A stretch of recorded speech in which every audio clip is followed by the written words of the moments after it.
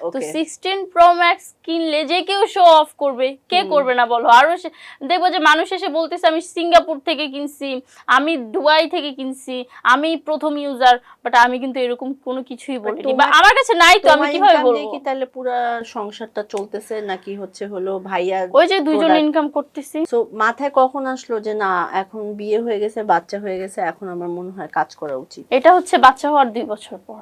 2 বছর পর মনে হচ্ছে? এই 2 বছরের স্ট্রাগল কি বাচ্চার খরচ টরচ কত তোমার বাসা থেকে? ওকে। বাচ্চা হওয়ার পর মাই বেকআপ দিয়েছে, মানে 6-7 মাস তাদের বাসায় বসে খেয়েছিলাম, তখন করোনার টাইম ছিল। কোভিড টাইম ছিল, হ্যাঁ, খুব বাজে তখন ছিল টাইমটা। হ্যাঁ ইনকাম ছিল না ওইরকম। তারপর একটু ঝামেলা হয়েছে, যেহেতু একসাথে থাকতে হলে একটু ঝামেলা হবে, তো একটু ঝামেলা হয়েছিল আব্বু আম্মুর সাথে। তো আমি আবার খুব জেদি, আমার জামাইকে নিয়ে কেউ কিছু বললে আমি আবার সহ্য করতে পারি না। তো একদম বাচ্চা নিয়ে একদম বের হয়ে গিয়েছিলাম।